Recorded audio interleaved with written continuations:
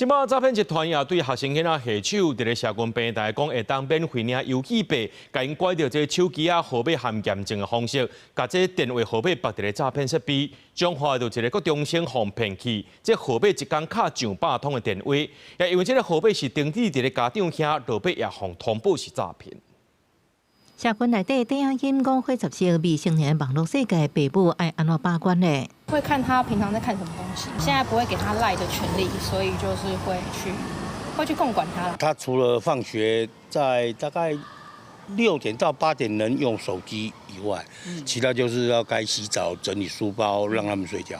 這協助佇上族群耍手機啊、看社群的時間增加，和刑事局緊急示警，已經詐騙集團專經未成年下手，可騙取簡訊的 OTP 驗證碼，開通電信的一號登記服務，將利用手機門號綁架詐團的設備做詐欺工具。這個電話被開通了所謂的這個1號多機，也就是這個 One Number 的這樣一個功能，打了這個超過上百通的電話，那其中就有民眾反映這個電話內容是屬於這個常見的假檢警詐騙。警方接到報案，將校高中生看抖音，為領到免費遊戲費無限制就限制，那提供手機號碼，佮2擺交付 OTP 驗證碼，結果互詐團濫用騙人，佇一工之內拍將近100通電話，因為門號是登記佇家長的卡，電話錢向保證，手機也被通報接打電話。家長可能只知道給孩子手機，方便聯繫，可是卻沒有告訴他，就什麼叫做個資外洩的一個邏輯。那當然最重要的是家長的陪伴跟